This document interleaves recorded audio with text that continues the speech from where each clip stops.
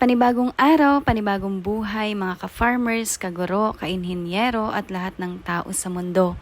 Welcome again to another vlog.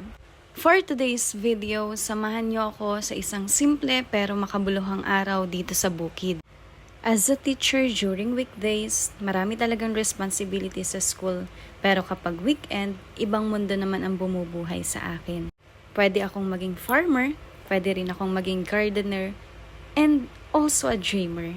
Minsan, dito ko talaga nararamdaman ang tunay na pahinga.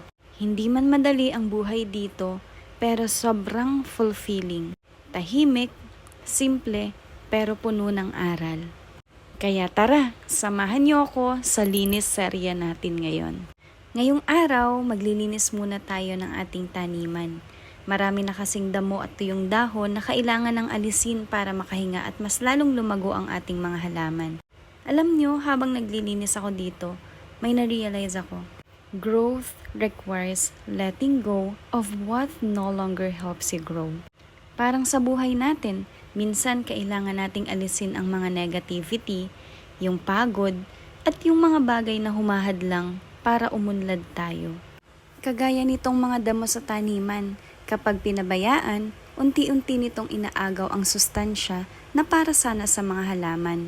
Ganoon din sa buhay natin, kapag masyado nating kinakapitan ng stress, takot, tsaka yung mga disappointments, nawawalan tayo ng space para mas lalong lumago. Ika nga nila, you cannot grow in the same environment that keeps breaking you. Maiba ako, dito naman tayo sa puno ng aratilis. Kailangan ko na kasing putulin ito dahil masyado na siyang tumataas. Sa farming kasi, hindi porket may pinuputol tayo ay sinisira na natin. Minsan kasi, pruning helps the plant grow healthier and stronger. Habang pinuputol ko rin itong mga sanga, naaalala ko na sa buhay, hindi lahat ng ending ay pagkawala.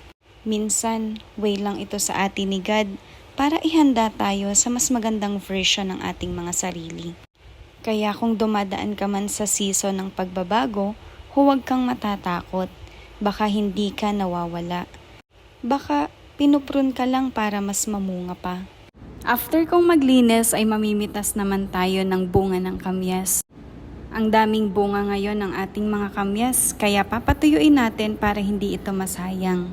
Nakakatuwa rin ngang isipin na sa simpleng bunga ng punong ito, kapag talagang inalagaan mo, pwedeng-pwede nating maging dagdag kabuhayan at pagkain para sa ating mga pamilya. Talagang mapapasabi ka na lang na an abundant harvest